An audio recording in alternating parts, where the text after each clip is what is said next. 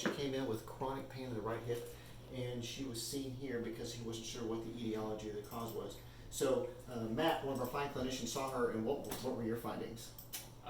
Just severe arthritic changes in that right hip, especially in comparison to the left hip. So if you look here a little bit more closely, you have some osteophyte changes, osteophyte formation in kind of superior and inferior acetabulum. Also here you can see impingement as well. Some just bone remodeling, basically that femoral head, that shape is kind of changing. It's usually, especially if you compare it to the left, a little bit more round. So this is an ATP view. We also got kind of what we call a modified frog view. Kind of go in here as well. Again, you can kind of see these osteophyte changes in that lower acetabulum, bone remodeling again in that femoral head, and a bunch of different impingements going on here. Superiorly, and inferiorly as well.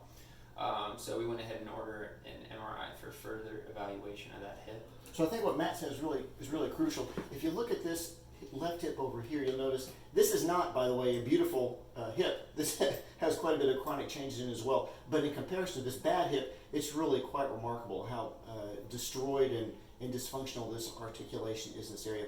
Turns out with the further imaging study with the MRI, what we found was that there was damage to the soft tissue, the labrum within here that protects these bony elements, and that has led to, over the years, a lot of really bad chronic changes and arthritic changes within the hip. So she probably will end up in the hands of an orthopedist that may do a hip replacement surgery, may do a partial hip, may do take some other measures to reduce her pain and hopefully get her moving in the right direction with some relief.